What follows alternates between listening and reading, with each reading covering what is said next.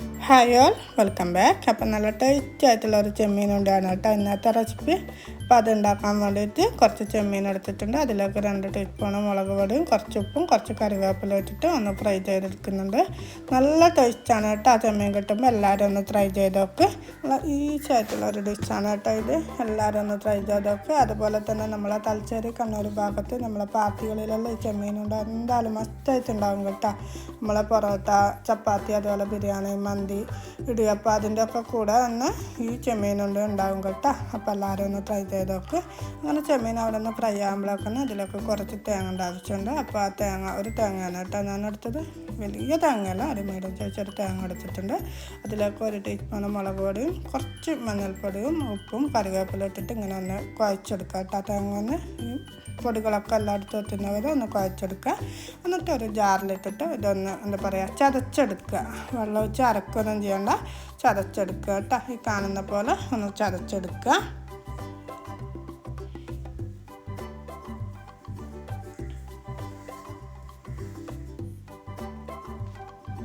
അപ്പോൾ നമ്മൾ ചെമ്മീനൊക്കെ ഫ്രൈ ആയി കോരി മാറ്റിയിട്ടുണ്ട്. അതേ പാനിൽ തന്നെ കുറച്ച് വെളിച്ചെണ്ണ ഒഴിച്ചെടുക്കുക. എന്നിട്ട് ഒരു സവാളയും 2 പച്ചമുളകും കട്ട് ചെയ്തിട്ട് ഒന്ന് വഴറ്റിയെടുക്കുക.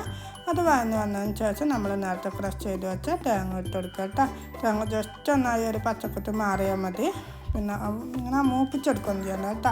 അതിന് ശേഷം നമ്മൾ ഫ്രൈ ചെയ്ത് വെച്ച ചെമ്മീനിട്ടിട്ട് ഒന്ന് നല്ലോണം ഇളക്കി കൊടുക്കുക കേട്ടോ. ഒരുപാട് ടൈമൊന്നും ഇളക്കണ്ട, ജസ്റ്റ് ഒന്ന് ചെമ്മീനും തേങ്ങയും ഉള്ളിയൊക്കെ ഒന്ന് ചെത്താന്നേരം ഒന്ന് ഇളക്കി കൊടുക്കുക.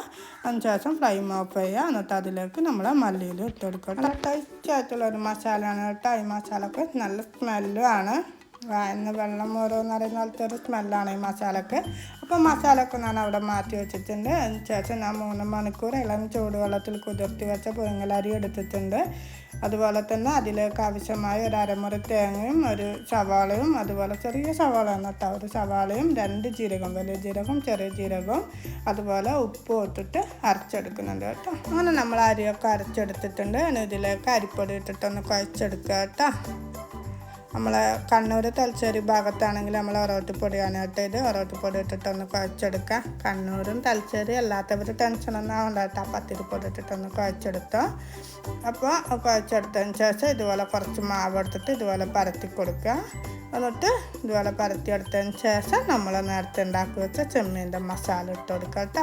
1 ടീസ്പൂണോ 1.5 ടീസ്പൂണോ അങ്ങനെ മസാല ഇട്ട് കൊടുക്കുക. ഞാനിവിടെ 1.5 ടീസ്പൂൺ ഇട്ട് കൊടുത്തിട്ടുണ്ട്.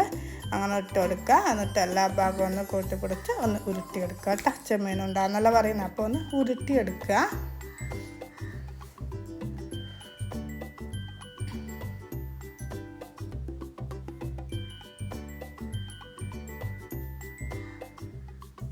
ഇതേ ടൈപ്പിലൊന്ന് ഉരുട്ടിയെടുക്കുക. അങ്ങനെ ഫുള്ളായിട്ട് ഞാൻ പിന്നെ എന്താ പറയുക ഉരുട്ടിയെടുത്തിട്ടുണ്ട് കേട്ടോ. മസാല വെച്ചിട്ട് ഇനി നമുക്കൊരു 20-25 മിനിറ്റ് ഇതുപോലെ ആവിയിലൊന്ന് വേവിച്ചെടുക്കുക കേട്ടോ. അപ്പോൾ എന്താ പറയുക ഒരു 25 മിനിറ്റ് ആയതിനു ശേഷം ഞാൻ ഒന്ന് തണിയാനായിട്ട് വെച്ചിട്ടുണ്ട്. വെന്തതിന് ശേഷം തണിയാനായിട്ട് വെച്ചിട്ടുണ്ട്. അപ്പോൾ ഇതാണ് കേട്ടോ നമ്മളെ ചെമ്മീനുണ്ട. വെന്ത് കഴിഞ്ഞാലും ഒന്നിനോട് ഒട്ടിപ്പിടിക്കുകയൊന്നും ചെയ്യില്ല. നല്ല ടേസ്റ്റാണ് കേട്ടോ. ആ ഫ്രൈ ഒന്നും ചെയ്യാണ്ട് തന്നെ കഴിക്കാൻ നല്ല ടേസ്റ്റാണ്. പക്ഷേ ഒന്നും കൂടി ടേസ്റ്റ് ഇതുപോലെ ഒന്ന് ഫ്രൈ ചെയ്തെടുക്കുമ്പോഴാണ് കേട്ടോ. അപ്പോൾ ഫ്രൈ ചെയ്യാനായിട്ട് ഞാനൊരു 1.5 ടീസ്പൂൺ മുളക് പൊടിയും ഉപ്പും വെള്ളം ഒഴിച്ചൊന്ന് മസാല ഉണ്ടാക്കിയിട്ടുണ്ട്. അതിലേക്ക് നമ്മൾ ചെമ്മീനുണ്ട് ഇട്ട് കൊടുക്കുക. എന്നിട്ട് ഇതുപോലെ പാനിൽ കുറച്ച് ഓയിൽ ഒഴിച്ചെടുത്ത് വെളിച്ചെണ്ണയാണ് ടേസ്റ്റ് ഒഴിച്ച് കൊടുക്കുക. എന്നിട്ട് തിരിച്ച് മറിച്ചിട്ടിട്ടൊന്ന് ഫ്രൈ ചെയ്തെടുക്കുക കേട്ടോ. നല്ല ടേസ്റ്റി ആയിട്ടുള്ള ഒരു ചെമ്മീനുണ്ടാണ്. അതുപോലെ തന്നെ ഉണ്ടാക്കാനും എളുപ്പമാണ്. അപ്പോൾ എല്ലാവരും ഒന്ന് ട്രൈ ചെയ്ത് നോക്കുക. എന്നിട്ട് നിങ്ങളുടെ അഭിപ്രായങ്ങൾ കമൻറ്റിലൂടെ അറിയിക്കുക. ഇന്നത്തെ വീഡിയോ ഞാനിവിടെ വൈൻഡപ്പ് ചെയ്യാണ്. Take care, bye bye.